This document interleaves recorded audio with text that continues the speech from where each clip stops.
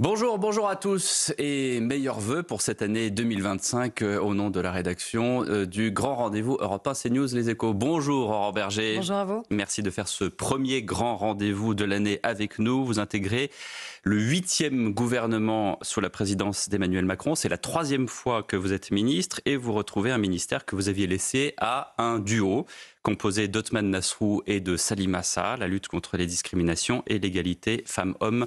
De l'autre côté, avec vous ce matin, nous allons aborder les deux thématiques qui concernent en premier lieu les Français, leur argent et leur sécurité, dans une France où on doit voter un budget sans quoi l'économie sera à la dérive, dans une France où la violence est quotidiennement sur la table, encore ce week-end, avec ces influenceurs algériens sous OQTF en garde à vue et en détention provisoire pour avoir appelé à commettre des attentats et des viols en France.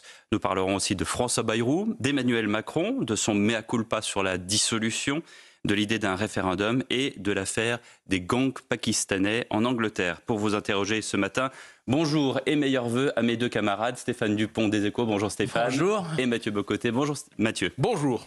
Nous commençons tout juste l'année Aurore Berger. Et nous apprenons donc que 2 Algériens sous OQTF ont été arrêtés pour avoir appelé à commettre des attentats et des viols en masse sur le territoire français. Bruno Retailleau avait réagi. L'influenceur algérien Imad Tintin est en garde à vue. Lui aussi devra répondre des ignobles propos tenus sur TikTok devant la justice. Ne rien laisser passer. L'un d'eux sera jugé le 24 février à Brest. Mais question... Ces 2 individus sont sous OQTF. Donc avant même de se poser la question de savoir s'il faut ou pas les juger, que font-ils en France ? Je comprends que la question soit posée parce qu'elle est évidemment légitime sur la nécessité de l'exécution des obligations de quitter le territoire français, c'est-à-dire les OQTF.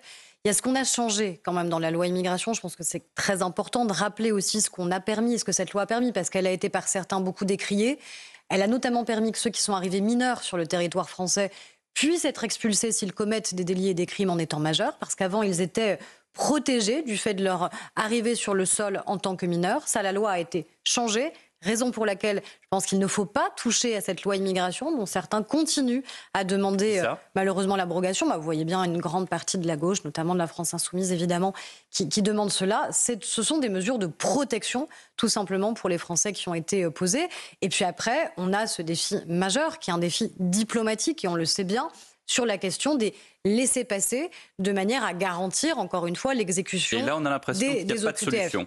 Mais, en tout cas, il n'y a pas de solution miracle. C'est-à-dire que ceux qui viendraient sur votre plateau pour dire écoutez, c'est simple, on va faire un charter avec tous ceux qui sont sous OQTF et puis on les renvoie comme ça, si on n'a pas le droit d'arriver sur le sol d'un autre pays, ça ne peut pas fonctionner. Donc ça veut dire qu'on doit continuer, et c'est ce que le président de la République a fait, c'est ce que le Quai d'Orsay doit faire, sous le contrôle évidemment du président de la République, de garantir encore une fois que ces relations diplomatiques permettent un retour effectif, parce que je pense qu'il n'y a aucun Français qui... Et Aurore Berger, là-dessus, il n'y a eu aucun progrès ces dernières années, ou même ces derniers mois, malgré les déclarations des différents ministres qui se sont succédés. On pense à Bruno Retailleau qui a dit, quand il a pris ses fonctions, qu'on allait expulser massivement les gens. Sur les laissez-passer consulaires, avec les pays notamment du Maghreb, rien ne bouge. Il a aussi dit qu'on allait revoir les accords post-accords d'Évian, les accords de 1968 entre la France et l'Algérie, qui ont plus ou moins été amendés en 2001, mais rien n'a changé. Il ne se passe rien sur ce sujet. Il ne se passe pas rien. Par contre, c'est vrai que c'est difficile, et c'est vrai que c'est même extraordinairement frustrant et compliqué. Mais ça veut dire que les relations diplomatiques que nous avons, les relations diplomatiques dont vous savez par exemple qu'elles sont largement fortifiées avec le Maroc, qui permettent aussi justement au détriment des Algériens. Non, mais la question, elle ne se pose pas comme ça. On fait pas des relations diplomatiques affermies avec le Maroc au détriment d'un autre pays. On a des relations diplomatiques fortes avec le Maroc parce qu'elles sont absolument légitimes, notamment ce que le président de la République a dit sur la reconnaissance du Sahara. Donc je crois que voilà, il ne faut pas mélanger les sujets. Par contre, il faut assumer que ce sont des sujets complexes, que c'est pas juste un propos de tribune ou d'estrade qu'on peut avoir sur cette question-là. Je crois qu'il y a une détermination très claire du ministre de l'Intérieur.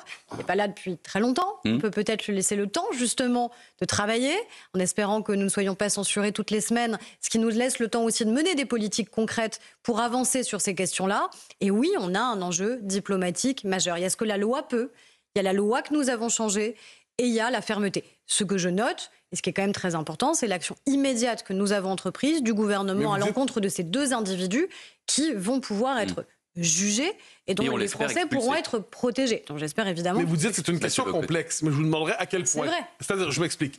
Monsieur Dupond-Moretti avait dit en d'autres circonstances, il y a quelques années, il avait dit, naturellement, toutes les OQTF n'ont pas vocation à être exécutées.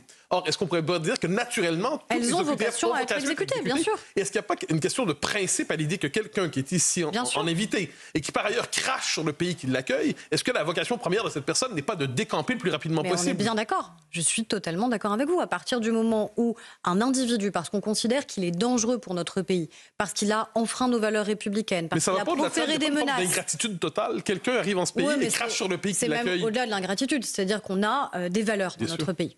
On a des valeurs, on a une histoire. Donc à partir du moment où vous venez dans un pays qui vous accueille et vous enfreignez les valeurs de ce pays qui vous a accueilli, qui vous a accordé l'hospitalité, vous n'avez pas vocation à rester si vous les enfreignez.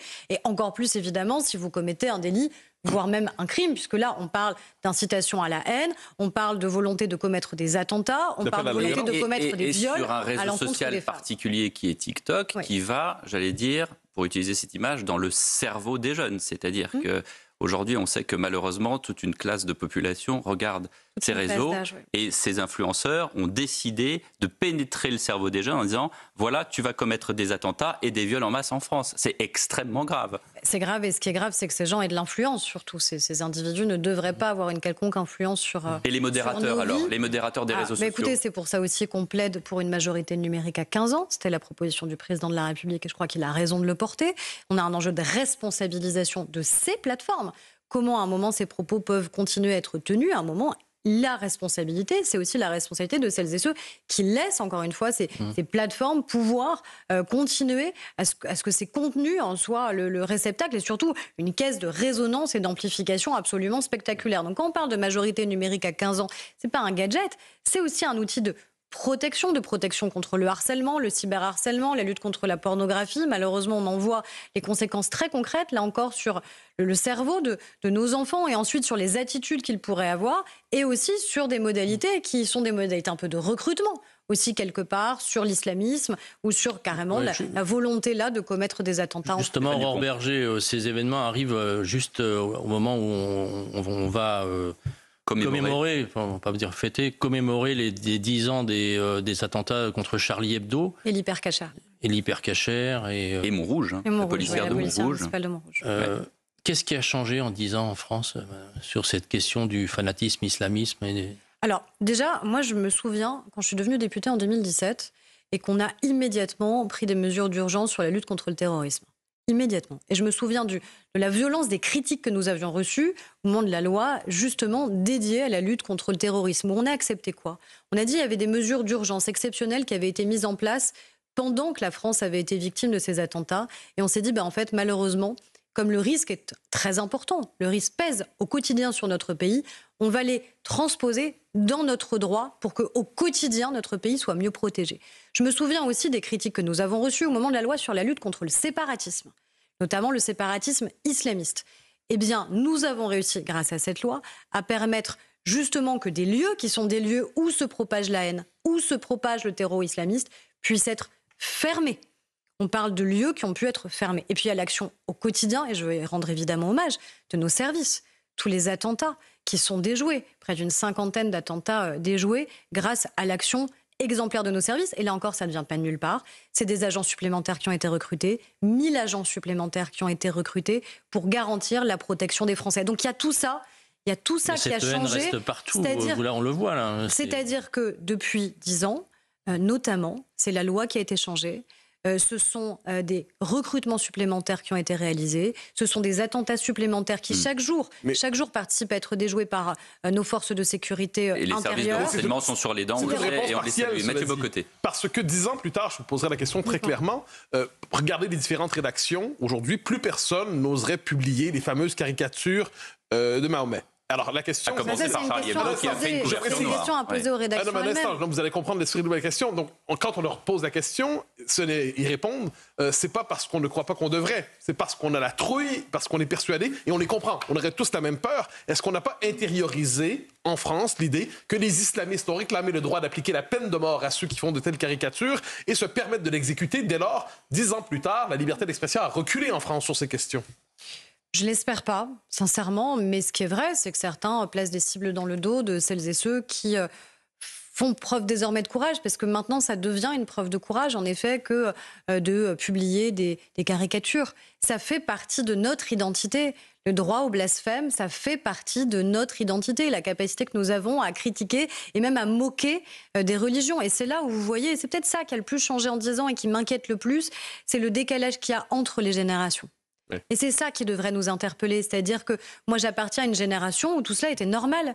C'était normal de pouvoir aller acheter Charlie. C'était naturel d'aller, dès le soir des attentats, manifester notre solidarité envers des journalistes et des dessinateurs qui avaient été assassinés. Et on disait tous « Je suis Charlie ». Et on disait « Je suis Charlie ». Il y avait des milliers de slogans qui nous paraissaient absolument naturels. À l'époque, il y avait des millions de gens dans la rue après Charlie. Est-ce qu'il y aurait des millions de gens dans la rue aujourd'hui ? Déjà, j'espère qu'on n'a pas à revivre ces événements absolument dramatiques. Et notre travail, c'est d'éviter, évidemment, de tels événements pour les commémorations, Stéphane a Mais raison. je crois vraiment que moi, en tout cas, ce qui m'interpelle le plus, c'est un enjeu éducatif absolument déterminant. C'est ce schisme générationnel qui est en train de se creuser, cet écart générationnel qui est en train de se creuser, où des gens de 20 ans... Générationnel et culturel, peut-être ? Peut-être, oui. Considèrent que on ne peut pas tout se permettre, qu'on ne peut pas moquer la religion, qu'on ne peut pas la critiquer. Alors oui, que ça ne mérite pas de mourir, mais qu'après tout, il aurait mieux fallu l'éviter. Non, il y a une liberté dans notre pays absolue de droit à la caricature, de droit au blasphème. Et ça fait partie justement des valeurs qui sont les nôtres et qui sont une singularité pour notre pays. La ministre de l'égalité femmes-hommes et de la lutte contre les discriminations, Aurore Bergé, est avec nous. Vous aviez, avant la dissolution, lancé les assises contre l'antisémitisme. Où en est ce chantier et a-t-on une date ? Alors je vais évidemment le reprendre. J'allais dire malheureusement, parce que je préférais qu'on n'ait pas besoin d'avoir des assises de lutte contre l'antisémitisme. Et on voit malheureusement que l'augmentation des faits d'antisémitisme est assez spectaculaire. Et ce que je veux absolument... Plus 192% au premier semestre. On n'a pas encore les chiffres, je crois. On va être quasiment équivalent à ce qu'il y a eu déjà en 2023. On va être équivalent au second semestre. En tout cas, aujourd'hui, les chiffres que j'ai au 30 novembre, on était à près de 1500 faits d'antisémitisme. Et donc, le ministre de l'Intérieur annoncera les chiffres de l'année complète. Mais vous voyez ce sont des chiffres extrêmement importants. Ce qui est le plus significatif aussi, c'est que la plupart de ces faits, ce n'est pas juste du registre de l'insulte, ce sont des faits d'atteinte directement aux personnes. C'est-à-dire qu'on s'en prend directement aux personnes, soit parce qu'elles sont juives, soit parce qu'on pense qu'elles le sont, parce que maintenant, le simple fait de défendre des positions claires, républicaines, de rappeler que le 7 octobre, ce sont d'abord des attentats terroristes perpétrés par le Hamas, de soutenir tout simplement les familles d'otages. On a encore 2 de nos compatriotes qui sont retenus en otage par le Hamas. Eh bien, fait de vous une cible potentielle d'attaque antisémite. Je vois même maintenant sur les réseaux sociaux des gens parler, je cite, d'autosémites, c'est-à-dire comme si les Juifs de France s'inventaient et inventaient l'antisémitisme et se plaisaient à vivre avec, alors qu'ils en sont les principales victimes et victimes au quotidien. Et moi, je pense qu'on a un chantier prioritaire qui est la question éducative et surtout la question de l'université. Les faits qui me remontent, les témoignages qui me remontent quasiment quotidiens dans des universités ou dans des grandes écoles sont absolument intolérables et insupportables. J'entends qu'ils puissent être comptabilisés. Aujourd'hui, on n'a pas de Est-ce qu'ils sont sanctionnés ? Vous pouvez préciser ces faits qui vous remontent ?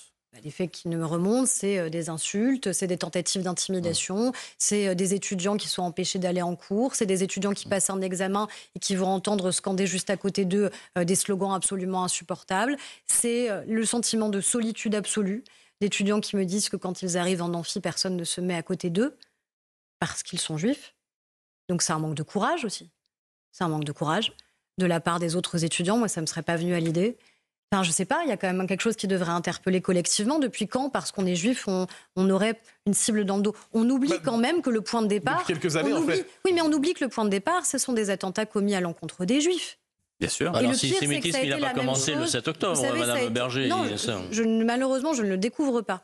Mais ce qui est aujourd'hui, il a changé de visage. Ce qui est le plus spectaculaire, c'est 2 choses. Un, c'est-à-dire qu'après des attentats terribles le 7 octobre dernier, au lieu d'avoir une vague de soutien, on a une vague d'antisémitisme. Mais ça, si c'est je peux quand me même permettre, un il y a eu fait. les deux, en fait. C'est-à-dire la grande majorité de la population française qui a manifesté. Et ensuite, je reprends des formules qui ne sont pas de moi, dans certaines communautés en particulier, l'antisémitisme n'est pas généralement diffusé en France. Il est marqué sur le mode communautaire, il est porté par les islamistes aujourd'hui. Ne pas nommer cette dimension, c'est passer à côté du problème. Moi, j'ai aucun problème à le nommer. Moi, je veux même qu'on change la loi. Vous savez, j'ai déposé une proposition de loi avec Caroline Yadan, avec plus d'une centaine de députés. D'ailleurs, même l'ancien président de la République, François Hollande, l'a co-signé avec nous, justement parce que je pense qu'aujourd'hui, on caractérise mal ce qu'est devenu l'antisémitisme. Voilà. Et on voit bien qu'il y a changé de visage. La question de ce qu'on appelle l'antisionisme. Antisémite, c'est fini. Maintenant, il y a un antisémitisme qui est islamiste. Un antisémitisme islamiste et un antisémitisme qui est de l'antisionisme. C'est-à-dire qu'aujourd'hui, on met une cible dans le dos à chaque Français juif. Pourquoi ? Parce qu'on considère qu'il serait co-responsable de la situation humanitaire à Gaza. Depuis quand on essentialise les gens ? Depuis quand on les ramène à leur identité réelle ou supposée ? Vous imaginez si on devait faire ça sur chaque acte qui se produit dans notre pays ? Si quand on avait un attentat, on devait immédiatement essentialiser les Français de telle ou telle confession ? Ce serait absolument invivable et insupportable. Donc oui, relance des assises de lutte contre l'antisémitisme dans les prochains jours. Travail qui doit aller bien au-delà de la communauté juive pour que l'ensemble des Français se sentent co-responsables de la situation. Travail spécifique à l'université, dans les grandes écoles. Vous connaissez l'historien Georges Bensoussan, qui parle, par exemple, d'un antisémitisme, j'espère ne pas me tromper en le citant, qui parle d'un antisémitisme d'importation. C'est-à-dire, c'est pas un antisémitisme qui est lié à l'histoire profonde française, c'est un antisémitisme importé. Est-ce que vous partagez son diagnostic? Il y a les deux. Il y a eu pendant longtemps un antisémitisme, mais celui qui malheureusement, qui existait dans notre pays. Et puis, oui, d'importation, parce que toute tentative d'importation, encore une fois, du conflit qui existe au Proche-Orient. Et on peut évidemment trouver absolument insupportable les images et la situation humanitaire à Gaza. Mais il n'y a pas un seul de nos compatriotes juifs qui soit responsable de la situation humanitaire. Les premiers responsables étant d'abord le Hamas et étant d'abord les attentats qui ont été perpétrés le 7 octobre dernier. En tout cas, je note, Aurore Berger, c'est une information que vous nous divulguez ce matin. Au 30 novembre, les chiffres que vous avez, c'est 1500 actes antisémites. Oui, presque 1500 actes antisémites et malheureusement 2 tiers qui concernent des atteintes faites directement aux personnes. Pour l'année 2024. Avant de parler du gouvernement Bayrou, la coordination rurale se mobilise cet après-midi à Paris. Manifestation pas autorisée par la préfecture. La CR qui se désolidarise des jeunes agriculteurs et de la FNSEA pour protester. Qu'est-ce que vous leur dites? Qu'est-ce que vous leur répondez ce matin? Je leur dis que malheureusement, ils soutiennent aussi des gens qui ont voté une censure et qui ne nous ont pas permis de travailler rapidement en soutien des agriculteurs.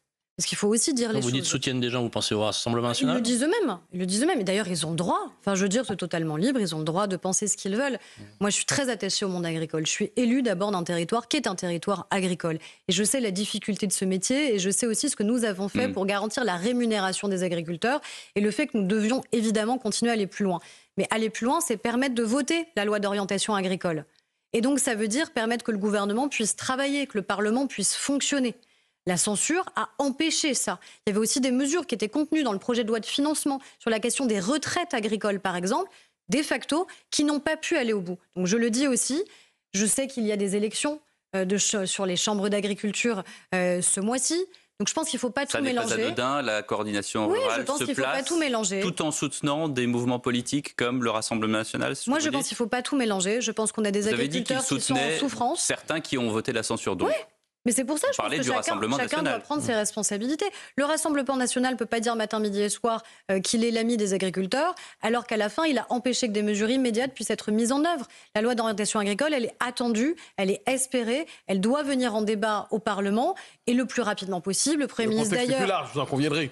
Prenons l'exemple du Mercosur, dont on a beaucoup parlé il y a quelques semaines. Vous avez vu la position très claire du président de la République qui cherche à trouver des alliés dans tous les pays européens pour garantir que ça ne soit pas... La France peut se faire imposer le Mercosur si une majorité se dégage. La France n'est plus maîtresse de sa politique étrangère sur une question aussi vitale pour les agriculteurs. Non, mais moi, ce que je sais, c'est que le président de la République a réaffirmé une position très claire d'opposition au Mercosur. Pourquoi ? Justement parce qu'on considère que ce sera un accord défavorable pour une partie du monde agricole et qu'il cherche des accords diplomatiques pays par pays au sein de l'Union européenne.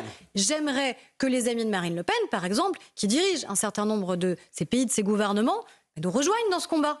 Qu'elle nous aide dans ces cas-là. Vous pensez à Madame Meloni, la première ministre italienne. L'Italie, vous avez vu que le travail diplomatique a évolué, la Pologne, la position a évolué. Bien voilà, donc ça c'est un enjeu majeur. Donc on ne peut pas être amis des agriculteurs en France et puis avoir des alliés qui, eux, quelque part, ne cherchent pas à les aider, à les soutenir. Donc je crois que c'est un combat collectif que nous devons mener au profit de nos agriculteurs, de notre souveraineté alimentaire et de la rémunération de nos agriculteurs. Pour faire suite aux questions d'avant la pause, il y a un duo sur lequel tout le monde porte son regard, c'est le duo Retailleau-Darmanin. Est-ce que ça va fonctionner, en tout cas mieux que le duo Retailleau-Migaud ?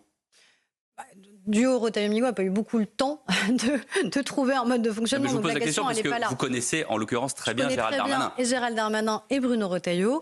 Moi, je vois que ce qui est très important, c'est qu'on ait une ligne commune sur la question de l'autorité, sur la question de l'exécution des peines, sur la question tout simplement de la protection des Français. Moi, tous les chantiers qui sont les miens, de protection des femmes, des plus fragiles, de la lutte contre les violences, de la lutte contre l'antisémitisme. La lutte contre l'antisémitisme, vous n'avez pas annoncé d'ailleurs de date pour le chantier. Là, dans les tout prochains jours, c'est vraiment le chantier prioritaire que j'ai ouvert avec la question de la lutte contre les violences faites aux femmes. Les deux, pour moi, sont des combats de société qu'on doit évidemment mener et pour lesquels on doit embarquer d'ailleurs l'ensemble de la société. Mais pour ces combats, moi, j'ai besoin d'une ligne de front commune entre le ministère de la Justice et le ministère de l'Intérieur. Je crois que c'est le cas, et tant mieux, avec des personnalités fortes. Diriez-vous que c'est le cas maintenant et que ce ne l'était pas il y a quelques semaines ? En tout cas, moi, je suis ministre aujourd'hui. Je ne l'étais pas au moment du précédent couple. Je suis aujourd'hui. Et je suis heureuse de l'être dans cette configuration-là, avec des personnalités fortes, engagées, et dont je sais qu'elles sont pleinement en soutien des combats que j'entends mener et que je mène. Est-ce que ce gouvernement va tenir, Stéphane, plus longtemps que celui d'avant, sachant qu'il y a une donnée qui ne change pas, c'est le fait que Marine Le Pen a toujours le doigt sur la gâchette. Oui, mais ça, c'est pas moi qu'il faut poser la question.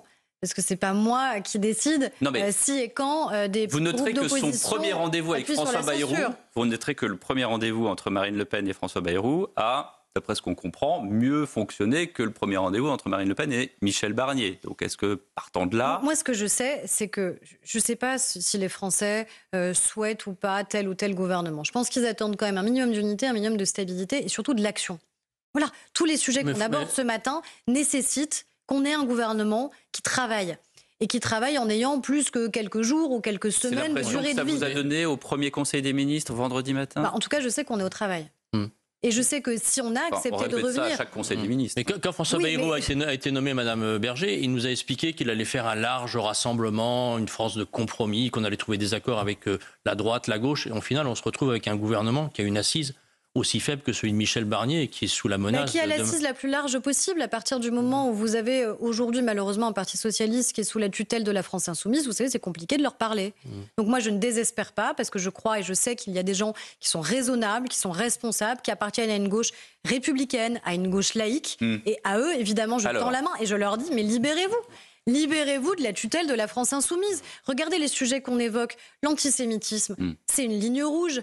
C'est pas un sujet sur lequel on peut ensuite établir des compromis ou des alliances électorales. À partir du moment où on franchit des lignes rouges, eh bien on assume que l'accord électoral doit être rompu. Alors je leur dis de se libérer de cette tutelle, ça ne veut pas dire nous soutenir. J'entends qu'il y a des différences et des divergences et je les respecte évidemment, mais je pense que oui, il y a des sujets qui méritent un rassemblement large et qui méritent qu'on ait le temps de travailler et d'avancer pour les Français, tout simplement. Vous avez noté que Marine Le Pen est la première femme préférée des Français dans le sondage dans le JDD ce matin et la 11e personnalité préférée des Français.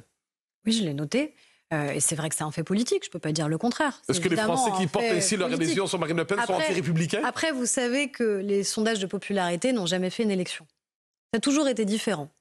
Ça a toujours été différent, sinon il y a bien des hommes et des femmes politiques qui seraient devenus présidents de la République. Donc le sujet n'est pas la popularité, le sujet c'est la capacité qu'on a à projeter telle ou telle personnalité sur les plus hautes responsabilités dans notre pays. Et moi, c'est ça qui m'intéresse, c'est qu'aujourd'hui c'est nous qui sommes en responsabilité, c'est nous qui devons obtenir des résultats. Une nouvelle pause et on revient dans un instant dans le grand rendez-vous Europe 1, CNews, Les Échos, à tout de suite. Aurore Berger, invitée du grand rendez-vous ce matin sur CNews et sur Europe 1 en partenariat avec Les Échos. On a tous suivi Aurore Berger attentivement l'allocution présidentielle du jour de l'an, qui a été donc faite le 31 au soir. Une forme de mea culpa lors de cette allocution. La dissolution a apporté pour le moment davantage de divisions à l'Assemblée que de solutions pour les Français et produit plus d'instabilité et que de sérénité. Et en même temps, vous avez ce sondage Odoxa pour le Figaro qui montre que 61% des Français sont pour la démission du président de la République. Comment est-ce que ça vous fait réagir ? Je pense que le président de la République a eu raison d'avoir les paroles qu'il a eues lors de son allocution. Vous lui avez soufflé ? On a parlé et on échange, et heureusement que j'échange avec le président de la République. C'est lui aussi qui m'a nommé ministre de ce gouvernement. C'est pas trop tard, 6 mois après la dissolution, de reconnaître. Il n'était pas dans une forme de déni, le président de la République ? Non, je ne pense pas que ce soit une forme de déni. Je pense qu'il est totalement informé et au fait, évidemment, de ce qui se passe. Je pense qu'il aurait pu surtout, et on aurait pu collectivement espérer que ce soit un moment de clarification. Il y a une forme de clarification. Une forme de clarification du fait que la droite ait accepté de travailler main dans la main avec le bloc central dans ce moment politique très particulier. Il y a une autre forme de clarification quand malheureusement le Parti socialiste, encore une fois, reste sous la tutelle de la France insoumise. J'aurais espéré sincèrement que les choses puissent être différentes. Donc notre enjeu, c'est ça. Notre enjeu, c'est un enjeu de stabilité, c'est un enjeu d'unité, c'est un enjeu d'action. Et pour l'instant, ça n'a pas pu être le cas parce que la censure, elle a provoqué de l'instabilité et de l'incapacité à mener des actions sur un moyen long terme. Donc maintenant, notre sujet, c'est pas tant notre durée de vie que pendant le temps où nous sommes là, quel que soit ce temps, que nous puissions garantir d'agir au service des Français. Est-ce que vous pensez qu'Emmanuel Macron regrette la dissolution ? Mais de toute façon, la décision a été prise. Donc la question n'est pas de regretter. Puis je pense qu'on n'a pas à regretter le fait d'avoir donné la parole aux Français. On ne peut pas tout reprocher au président de la République. On ne peut pas dire le matin, il n'écoute pas assez, et l'après-midi, il n'aurait pas dû demander aux Français leur avis. C'est quand même très paradoxal, vous voyez, comme accusation. Donc, il n'aurait pas dissous, on aurait dit il est sourd. Il dissout, on dit il crée de l'instabilité. À la fin, il perd toujours. Non, moi je pense qu'il a eu raison à un moment de dire ce qu'il a dit le 31 décembre aux Français, en étant extrêmement franc et honnête sur la situation qui est la nôtre. Et il est pleinement président de la République. Et il restera pleinement président de la République. Je suis moins sûr que vous sur le côté.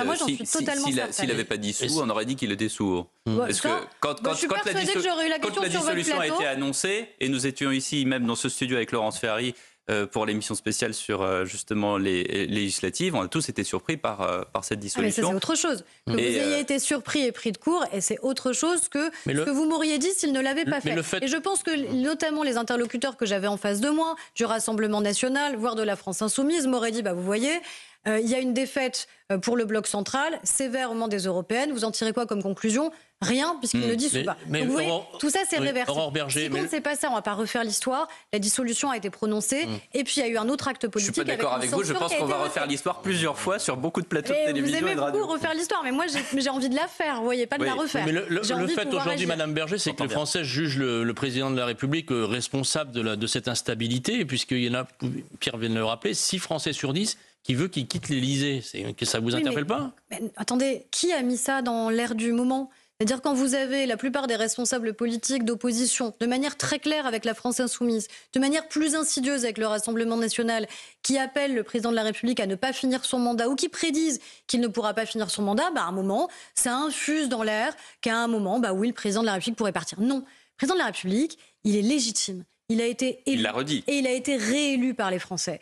Et c'est le garant aussi de la stabilité, justement, de nos institutions. Regardez les sujets dont nous avons parlé au début du plateau. La question de la lutte contre le terrorisme. Vous ne croyez pas qu'elle se nourrit aussi profondément de ces enjeux d'instabilité majeurs qui pourraient exister ? Vous croyez que la réponse, ce serait pour ce président de la République, comme pour demain le prochain, que s'il est contesté, il s'en aille. Non, ça ne se passe pas comme ça. Il y a des élections. Mais à l'échelle de l'histoire, et c'est cette légitimité démocratique. Mais personne ici n'en appelle à la démission du président de la République. Mais si on a le souci minimal de l'histoire, on se rappellera que dans la Ve République, son auguste fondateur, le général de Gaulle, a cru un jour qu'il devait quitter lorsqu'il se sentait désavoué par les Français. On n'est pas dans la même situation aujourd'hui, mais ce n'est pas un scénario farfelu que de lancer ça quand on a une conscience historique minimale.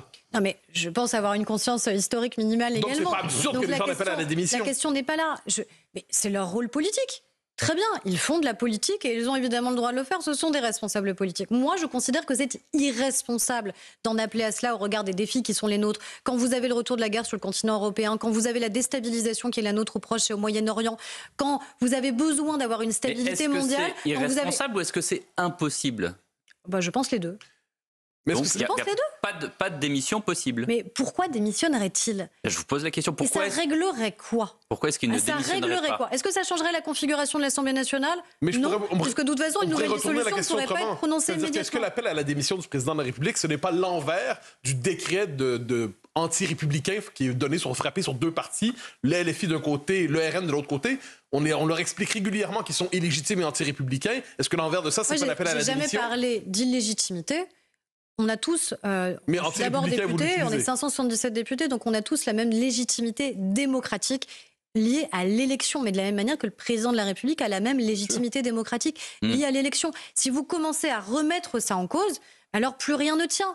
Et dans ces cas-là, bah oui, je comprends. Ce n'est pas ce que je dis. Qu'est-ce que le système n'est pas fragilisé quand on décrète que deux des partis qui sont le plus représentatifs des Français sont anti-républicains? Je ne sais pas si c'est les deux les plus représentatifs des Français. Plus que vous. C'est pas comme ça que les choses s'organisent, c'est pas vrai.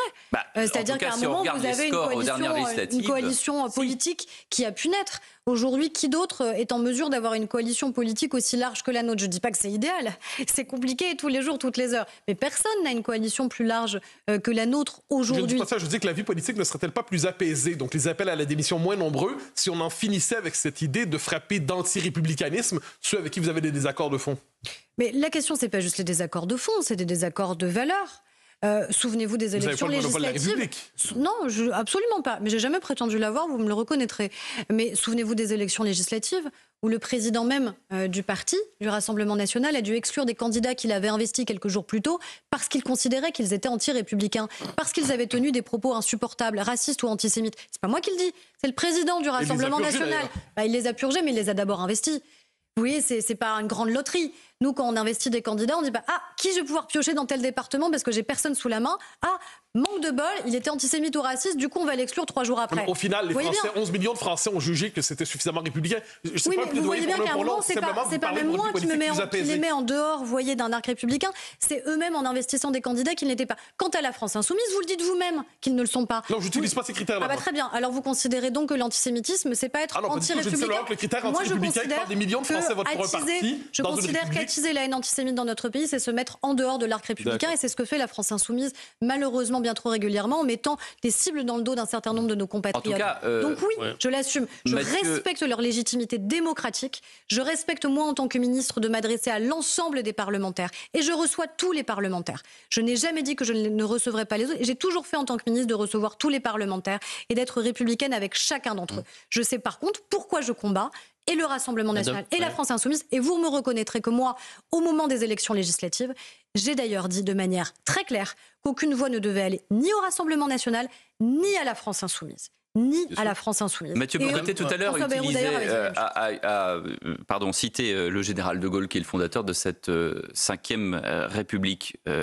Ici, et je répète ce que dit Mathieu, très justement, personne ici ne souhaite la démission du président de la République, que je sache, autour de cette table. Mais lorsque Emmanuel Macron, dans son allocution du 31, parle de référendum, on ne peut pas ne pas se souvenir qu'effectivement De Gaulle avait utilisé le référendum. Même perdu n'ont pas entraîné la démission des présidents de la République. Mais je ne sais pas. Sinon, il y a peut-être beaucoup moins de présidents qui l'emploieraient aussi. C'est-à-dire que si maintenant un référendum perdu entraîne de manière automatique la démission du président de la République, je pense que plus sur la question du référendum, puisque justement cette question-là a été avancée, assez prudemment, mais elle a été avancée, qu'est-ce que vous en pensez de cette question du référendum, de, consulter les citoyens plus souvent sur des sujets importants? Je pense que c'est attendu. Je pense que c'est attendu des Français qui ont envie de se prononcer sur des grands enjeux qui les concernent. Après, vous savez quel est le champ aujourd'hui qui est possible en termes de référendum.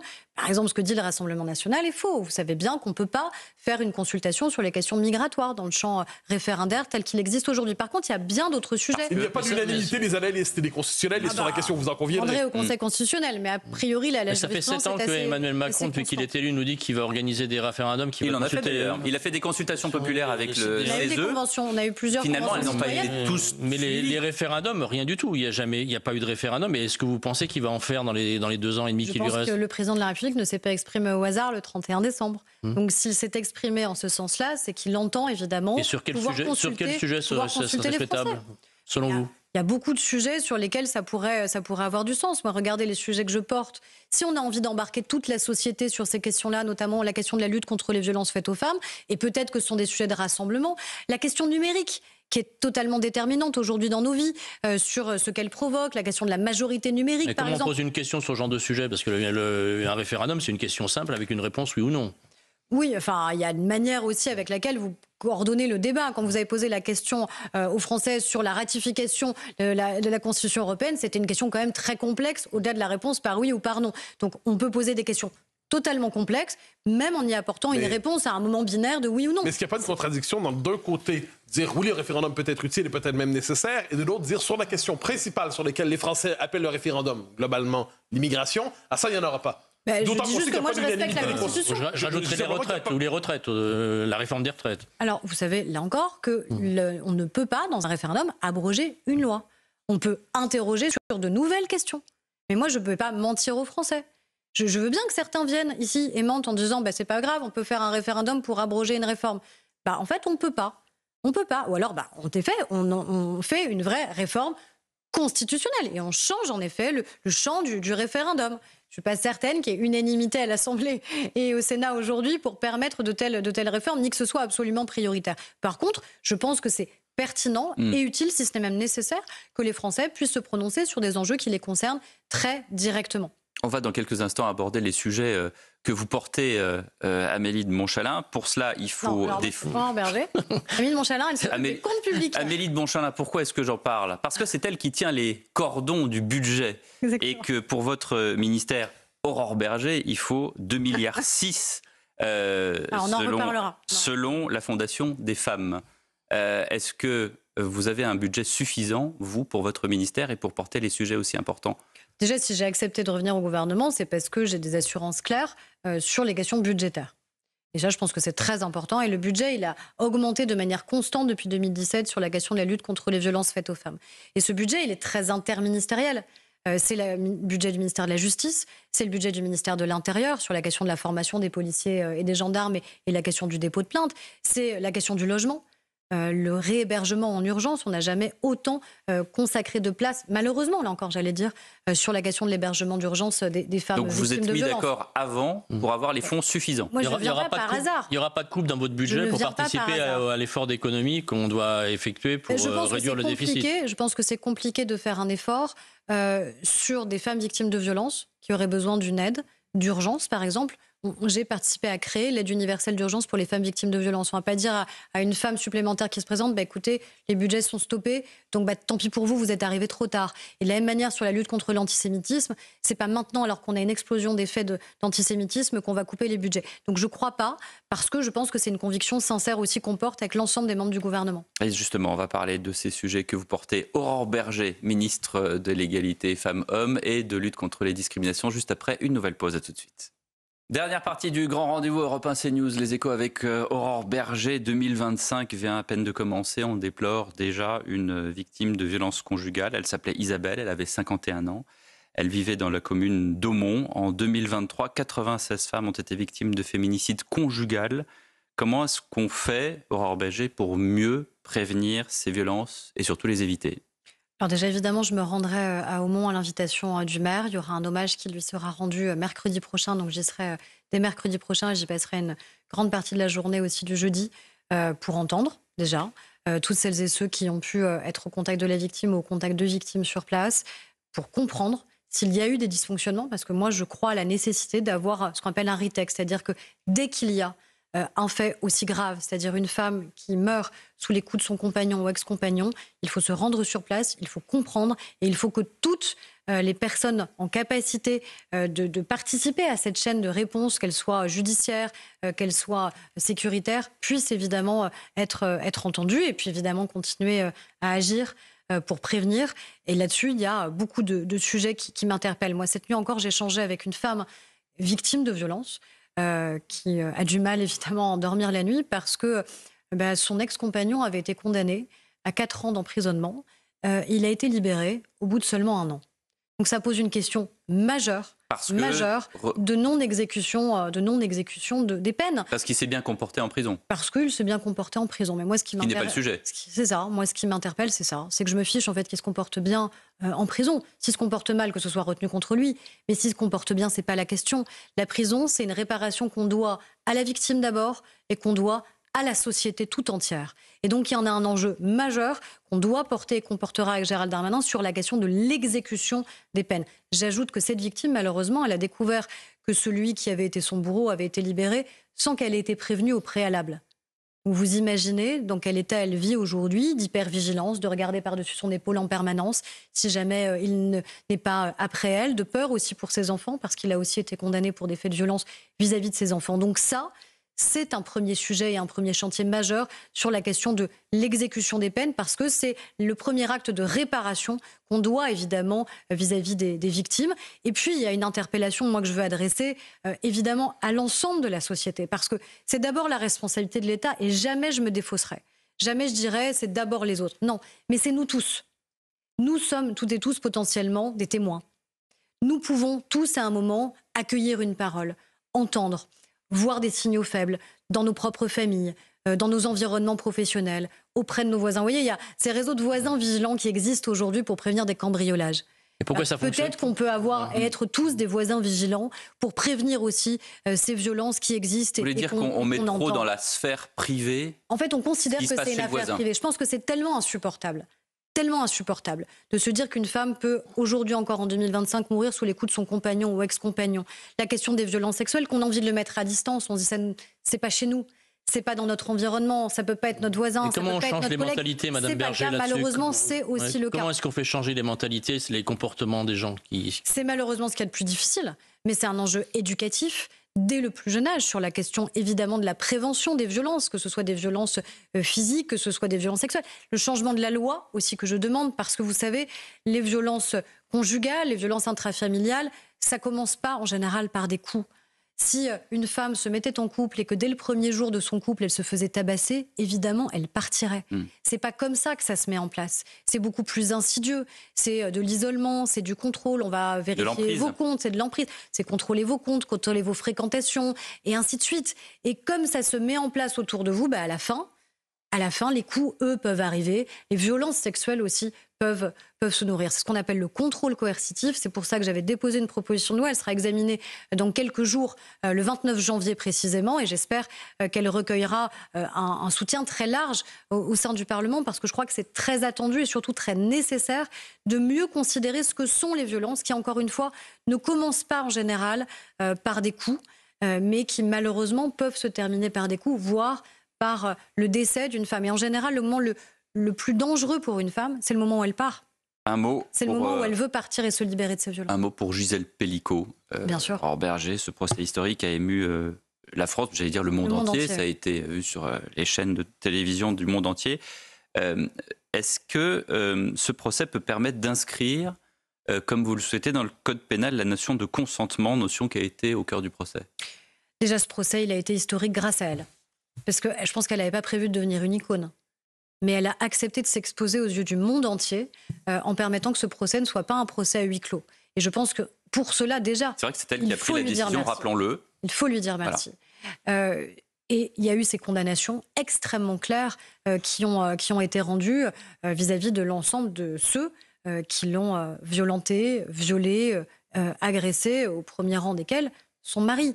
Parce que c'est ça qu'il ne faut pas oublier, c'est que les violences sexuelles, dans 9 cas sur 10, on connaît son agresseur.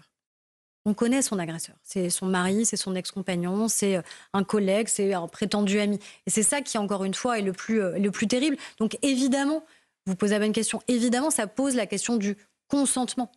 Parce que exprimer ou ne pas exprimer son consentement n'est pas la même chose, évidemment, quand vous êtes dans une relation depuis 10 ans, depuis 15 ans, depuis 20 ans avec quelqu'un, quand c'est votre supérieur hiérarchique, quand c'était un ami que vous fréquentiez. Donc évidemment, oui, que la question, c'est changer la loi pour mieux caractériser, mieux appréhender ce que veut dire le consentement, éduquer nos enfants, encore une fois, sur ces enjeux-là. 17 des personnes qui ont été condamnées vont faire appel quand même, donc il y a quand même un peu de travail à faire. Oui, alors je sais que j'ai été critiquée parce que j'ai dit que ça m'interpellait. Alors évidemment que c'est un droit absolu, le fait de pouvoir faire appel, mais ça veut dire quand même que confronté à des images, c'est très très rare dans un procès pour viol, qu'il y ait des preuves physiques, qui est carrément des images, des vidéos. Eh bien, même confrontés aux preuves et à l'évidence, eh bien, ils font quand même appel. Autre affaire, Mathieu Bock-Côté. Oui, la question des violences sexuelles prend un autre visage aussi ces jours-ci, remonte à la surface au Royaume-Uni, une histoire dont on avait entendu parler d'abord en 2017, à Telford, c'est une histoire qui s'étale sur plusieurs décennies. Je la résume en une formule. Des gangs, j'utilise le terme britannique, des gangs pakistanais pour l'essentiel, qui organisaient la mise en esclavage sexuel de jeunes britanniques de la classe ouvrière blanche, ce sont les termes que j'emprunte, ce ne sont pas les miens. Qu'est-ce que système d'exploitation généralisé, ethniquement codé, qu'est-ce que ça vous inspire, ces nouvelles qui traversent l'Atlantique et dont on parle aujourd'hui partout dans le monde? Des jeunes très jeunes, des filles déjà, de 13 ans. Un profond dégoût. Oui. Évidemment, je pense, comme femme, comme citoyenne, un profond dégoût. Et ce qui m'interpelle, c'est ce qu'on découvre. C'est-à-dire que vraisemblablement, tout cela était connu et que cela n'a pas été rendu public. Parce qu'on craignait d'alimenter le racisme si on dénonçait les agresseurs. Et donc, sur la question des violences sexuelles, quel que soit l'agresseur, qu'il soit dans 9 cas sur 10 connu, un membre, encore une fois, de la famille ou de l'entourage, qu'il soit un inconnu, étranger, peu importe. Mais la question, c'est l'auteur. Mais je me permets de revenir sur le peu importe peut-être pas. Parce que quand la raison pour laquelle on n'en parlait pas, on craignait d'alimenter le racisme. C'est pour ça que je le dis. C'est-à-dire que, encore une fois, la question, c'est toujours de révéler les violences sexuelles qui sont commises, c'est de les combattre, parce que c'est ce qu'on doit aux victimes. C'est ce qu'on doit aux victimes. Et vraisemblablement, elles ont été, de manière spectaculaire, extrêmement nombreuses dans l'affaire dite des gangs pakistanais dont vous parlez. Et donc, on doit de 13 ans qu'on demandait, qu'on prostituait, et on disait à ces filles-là, si tu en parles, on menace de tuer ton petit frère. C'est-à-dire que c'était une emprise terrible. Et ce que dit Mathieu est juste, c'est-à-dire que c'est pas peu importe l'agresseur, ça en devient une affaire politique. Je dis ça dans le sens où certains ont considéré qu'au regard de qui étaient les agresseurs, il ne fallait pas en parler. Et moi, je dis que la question n'est jamais cette question-là. C'est une dérive du communautarisme à la britannique ? Il faut évidemment en parler parce que c'est la réparation qu'on doit aux victimes. Mais rappelez-vous, c'est qu'il y a une forme de constante, si je peux me permettre. Cologne, 2016. Rappelez-vous les événements. Au début, on nie parce qu'on ne veut pas justement alimenter la rage contre les migrants. Rappelez-vous ce discours. C'était la police même à ce moment-là qui le disait en Allemagne. Pensez l'histoire de Philippines tout récemment, en France. Quand on rappelle qu'elle est victime de l'OQTF, on dit rappeler qu'elle est victime de l'OQTF, c'est participer à la xénophobie. Maintenant, le cas en Grande-Bretagne, est-ce qu'il n'y a pas un grand malaise lorsque ces agressions sont commises? Mais on ne devrait pas avoir de malaise. Mais il y en a un, manifestement. Vous avez noté qu'on accuse les gens qui parlent d'être d'extrême droite.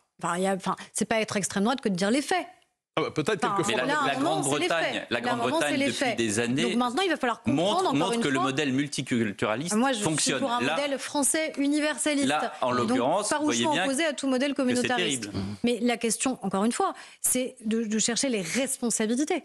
C'est ça, à mon avis, ce à quoi la Grande-Bretagne va devoir s'attaquer aujourd'hui. C'est comment ça a pu durer si longtemps, comment tant de femmes et d'enfants, parce qu'à 12-13 ans, vous n'êtes pas une femme, vous êtes un enfant. Et dans le droit français, le code pénal français, avant 15 ans, il n'y a pas de consentement possible. On a clairement édicté cette règle dans notre pays pour rappeler qu'il y a un interdit absolu. Donc encore une fois, cette question, elle dépasse nos frontières, elle dépasse en fait la nationalité des uns et des autres. La seule question qu'on doit se poser, c'est comment on éradique le fléau des violences sexuelles et comment on considère que c'est un acte abominable qui mérite des condamnations extrêmement claires, qui mérite que les peines soient exécutées jusqu'à leur terme.